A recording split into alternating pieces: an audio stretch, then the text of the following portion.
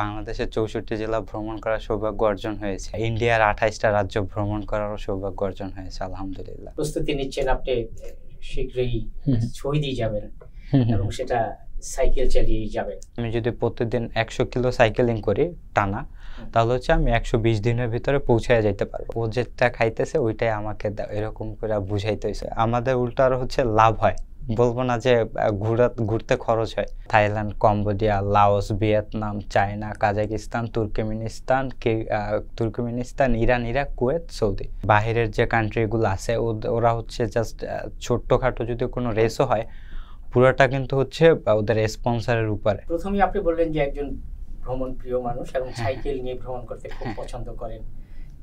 শুরুটা কিভাবে হলো, এই পছন্দের কারণটা কি? আমি আসলে হচ্ছে ছোটবেলা থেকে ভ্রমণ প্রতি যে একটা নেশা বা আসক্ত, এটা থেকে আর কি শুরু।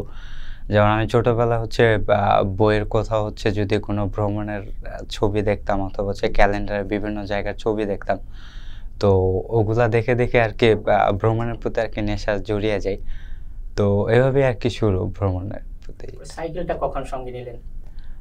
সাইকেলটা হচ্ছে ছোটবেলা তো ছোট সাইকেল ছিল, তো এটা চালানো হইতো।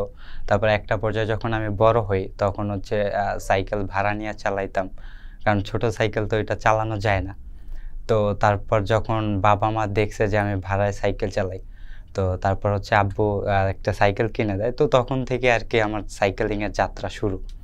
আমি বাংলাদেশের ৬৪ জেলা ভ্রমণ করার সৌভাগ্য অর্জন হয়েছে। তাছাড়া হচ্ছে যদি সাজেকের কথা বলা হয় অথবা হচ্ছে স্বর্গেশিরি, এই দুইটা জায়গাও ভ্রমণ করা হয়েছে। আর দেশের বাইরের কথা যদি বলতে হয় সেক্ষেত্রে আমার ইন্ডিয়ার ২৮টা রাজ্য ভ্রমণ করারও সৌভাগ্য অর্জন হয়েছে আলহামদুলিল্লাহ। এখানে হচ্ছে কি, মানে আমি যখন হচ্ছে কোথাও নতুন কোনো জায়গায় যাই, তো সেক্ষেত্রে দেখা যায় যে আমি নতুন কোনো মানুষের সাথে কথা বলতে পারি, ভিন্ন রঙের, ভিন্ন ধর্মের। তো এই যে কথোপকথন আছে, তো এইটাই হচ্ছে মূল ভালো লাগা। সাইকেলিংয়ে আপনি যে যান, বিভিন্ন জেলাতে ঘুরেন, একটু প্রস্তুতি সম্পর্কে শুনি যে কোন কোন প্রস্তুতিটি লং টাইমে যখন বের হন থাকে। আচ্ছা, লং লং টাইমের জন্য যদি সাইকেলিং করতে হয় সেক্ষেত্রে অবশ্যই কিছু প্রস্তুতি নিতে হয়।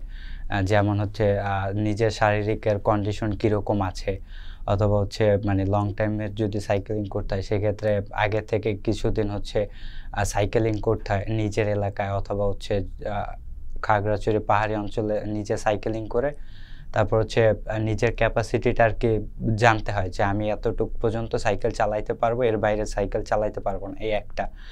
তারপর হচ্ছে মানে সাইকেলিং শুরু করার আগে কিছু যেমন ব্যাগ প্যাকিং করতে হয়, ব্যাগে কী থাকবে, জামা কাপড় থাকবে।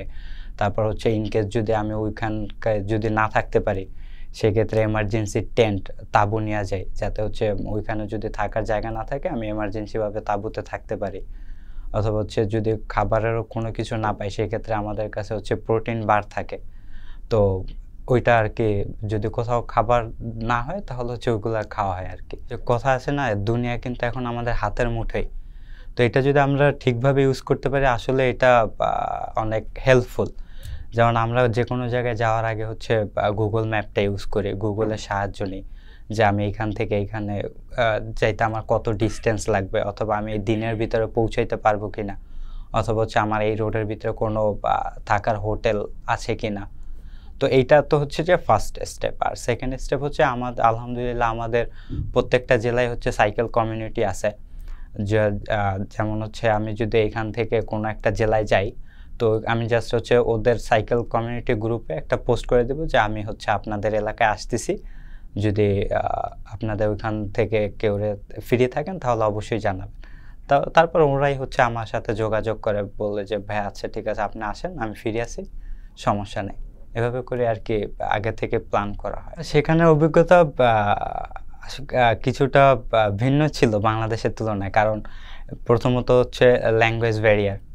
যেহেতু হচ্ছে আমি বাংলাদেশে, আমি বাংলায় কথা বলি, ওরা ইন্ডিয়া হিন্দিতে, অথবা হচ্ছে শুধু হিন্দি না, ওখানে অনেক ভাষা, বিভিন্ন ভাষার চল আছে। তো আমি মানে আমি মোটামুটি টুকটাক হিন্দি জানি। তো প্রথমে যখন গেছি কলকাতার সাইড, তো ওইরকম সবাই মোটামুটি বাংলাতেই বলে। তো কলকাতা পার হয়ে যাওয়ার পর তারপর আস্তে আস্তে থেকে আর কি কিছুটা শুরু হয়, মানে ল্যাঙ্গুয়েজ ব্যারিয়ারের মাধ্যমে। তখন দেখা গেছে যে হয়তো ফোনের হেল্প নিতে হয়েছে। তো এভাবে করে ঘুরতেছে। তবে হচ্ছে সবচেয়ে আমার কষ্ট হয়েছিল আপনার ইয়াতে কন্যাকুমারীর সাইড আর কি, তামিলনাড়ুতে। কারণ ওরা হচ্ছে হিন্দিতেও কথা বলতে পারে না, একমাত্র হচ্ছে তামিল আর তেলুগুই চলে ওইখানে। তো ওইখানে ওদেরকে মানে আমি যে কি খাবো না খাবো বুঝাইতে অনেক কষ্ট হয়েছে। তো জাস্ট হচ্ছে আমাকে দেখায় দাও, মানে ও যেটা খাইতেছে ওইটাই আমাকে দাও, এরকম করে বুঝাইতে হয়েছে। অথবা যখন হচ্ছে আমরা বর্ডার পাস করি, প্রথমে হচ্ছে আমি হিলি বর্ডার দিয়ে ঢুকি আর কি, ইন্ডিয়ার সাইডে ঢুকা, তারপর হচ্ছে 7 সিস্টার যেটাকে বলে, নাগাল্যান্ড, মিজোরাম, মণিপুর, ডিমাপুর, এগুলো হচ্ছে যখন কমপ্লিট করে এইখানে ইমিগ্রেশনে কিছু বাংলাদেশের সাইডে কিছুটা সমস্যা হয়েছিল, যে সাইকেল নিয়ে যাইতেছে কোনো পারমিশন আছে কিনা বা ইয়া আছে কিনা। আমার কাছে ছিল পারমিশন, মানে ইনভাইটেশন লেটার ছিল। তো এটা দেখানোর পর তারপরও মানে ওরা অনেক কোশ্চেন জিজ্ঞাসা করছে। তবে বাংলাদেশ ইমিগ্রেশন পার হওয়ার পর যখন ইন্ডিয়ান ইমিগ্রেশন পার হইলাম, মানে ইন্ডিয়ান ইমিগ্রেশনে গেলাম, ওরা যথেষ্ট হেল্পফুল ছিল, মানে এটা আমার কল্পনার বাইরে ছিল। আর যেহেতু আমার প্রথম বর্ডার পাসটা ওইটাই ছিল, মানে একটা হচ্ছে আমার হাত পা কাঁপতে ছিল।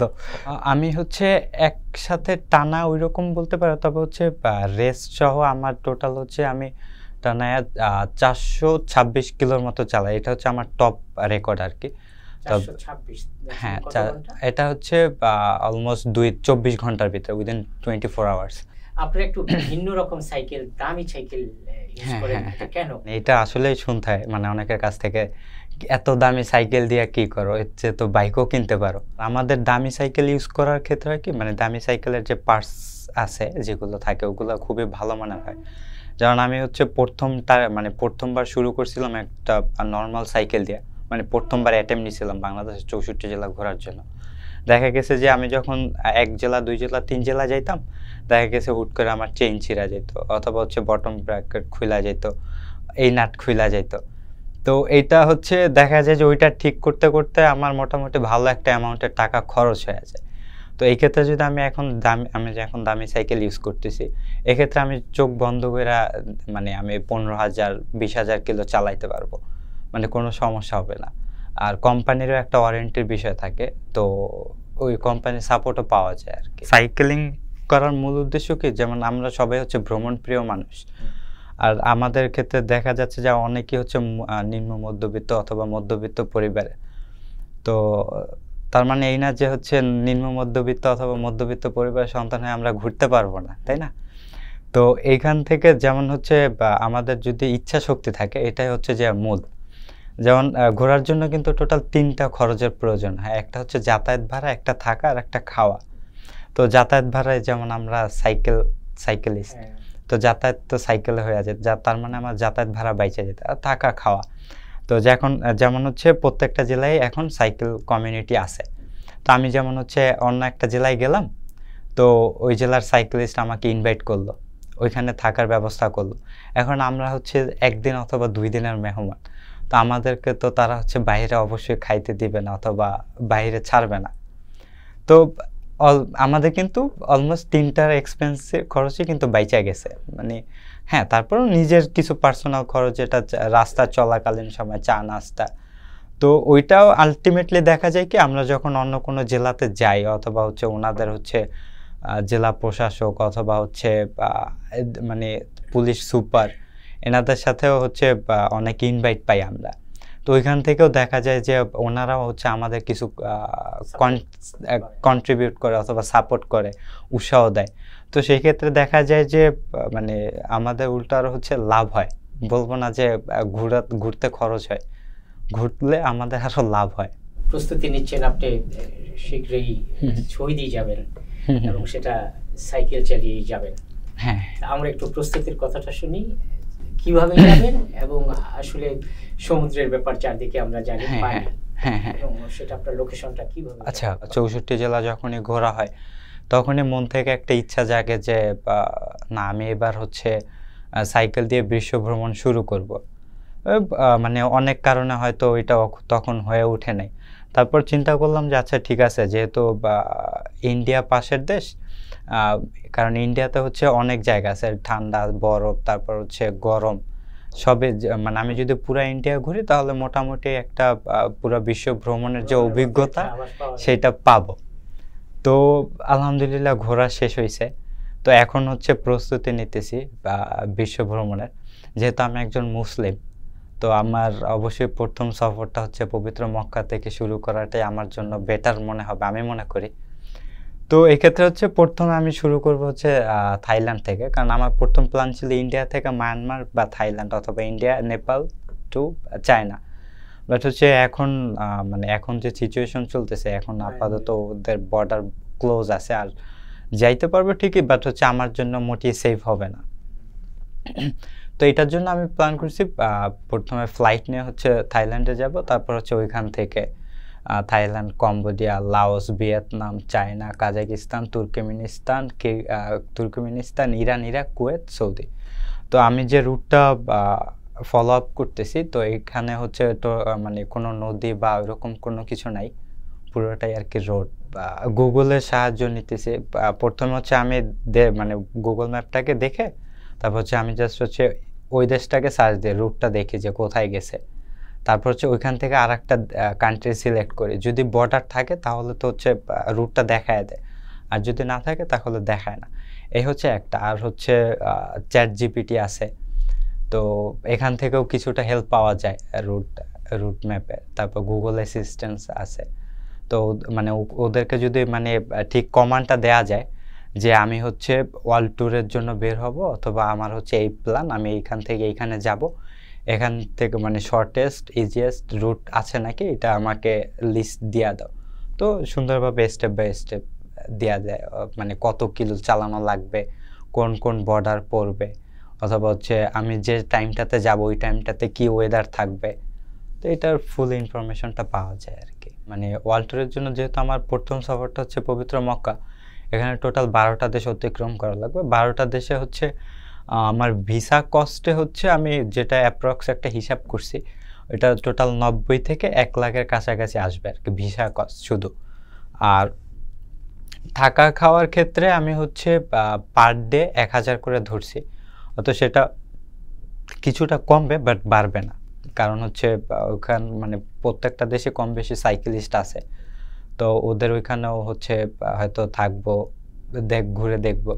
তো এখান থেকে হয়তো কিছুটা কমতে পারে, বাট হচ্ছে আমার মানে আমি কত দিনের হতে পারে এই ট্যুরটা? আচ্ছা, অ্যাপ্রক্স বাজেট হচ্ছে আপনার 4 লাখের কাছাকাছি হবে। আর টোটাল মানে গুগলের অনুযায়ী আর কি, আমি যদি প্রতিদিন 100 কিলো সাইকেলিং করি টানা, তাহলে হচ্ছে আমি 120 দিনের ভিতরে পৌঁছায় যেতে পারবো। মানে আমার অ্যাপ্রক্স ডিস্টেন্স হচ্ছে 8000 থেকে 12,000 কিলোমিটার আর কি টোটাল ডিস্টেন্স। 4 মাসের একটা ব্যাপার। হ্যাঁ, 4 মাসের ব্যাপার।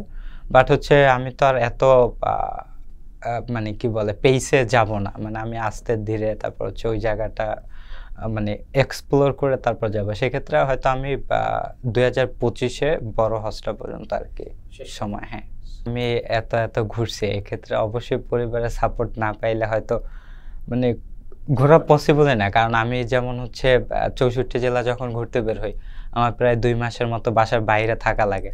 যদি পরিবার সাপোর্ট না দিত তাহলে অবশ্যই এত সময় থাকতে হতো না। যখন ইন্ডিয়াতে গেছিলাম তখনও বেশ কিছু টাইম বাইরে থাকতে হয়েছে। হ্যাঁ, আলহামদুলিল্লাহ আমার মা বিশেষ করে হচ্ছে ভালো একটা সাপোর্ট দেয়। টাকার সাপোর্ট হচ্ছে ফ্যামিলি থেকে কিছু পাচ্ছি, আর আমি আর মানে অ্যাসিস্ট্যান্সি করি, আর টুকটাক হচ্ছে ভিডিও এডিটও করি আর কি, ফটোগ্রাফার পাশাপাশি। তো এখান থেকেও নিজের হাত খরচ চলে যায়। আমার নিজেরও গ্রুপ আছে, আমি একজন গ্রুপের admin, next level unlimited cycle group, এটার অ্যাডমিন আমি। আমরা রিসেন্টলি একটা উদ্যোগ নিছি, এটা হচ্ছে ফিলিস্তিনদের জন্য। মানে আমাদের যে প্রত্যেকটা জার্সি বের হয়, তো আমরা মানে এটা উদ্যোগ নিতেছি আর কি, খুব শীঘ্রই বের হবে আশা করা যায়। মানে প্রত্যেকটা জার্সি থেকে 100 টাকা করে হচ্ছে ফিলিস্তিনদের জন্য বরাদ্দ থাকবে। এটা হয়তো এই মাসের ভিতরে শুরু করব। যদি কোনো স্পন্সর অথবা সরকারি থেকে কোনো অনুদান আসে, তো হ্যাঁ সেক্ষেত্রে তো অবশ্যই অনেক কিছুই করা সম্ভব। কারণ আমি যতটুক জানি মানে বাহিরের যে কান্ট্রিগুলো আছে ওরা হচ্ছে জাস্ট ছোট্টখাটো যদি কোনো রেসও হয়, পুরোটা কিন্তু হচ্ছে ওদের স্পন্সরের উপরে। এটা বাংলাদেশে এখন পর্যন্ত ওইরকম চালু হয় নাই, তবে আশা করা যায় সামনে হবে। সাইকেলিং নিয়ে সর্বশেষ ইচ্ছা হচ্ছে ফার্স্ট অফ অল যেটা 195টা দেশ মানে পুরো বিশ্ব ভ্রমণ করা, এটা হচ্ছে একটা। আর সেকেন্ড হচ্ছে মানে আমি হয়তো ইন দি ফিউচার হয়তো সাইকেল শপ বা এরকম দেওয়ার চিন্তা ভাবনা আছে। সংবাদ, ফিচার ও অনুষ্ঠানের জন্য ভিজিট করুন সংবাদ প্রকাশের ওয়েবসাইট এবং যুক্ত থাকুন ফেসবুক পেজ ও ইউটিউব চ্যানেলের সঙ্গে।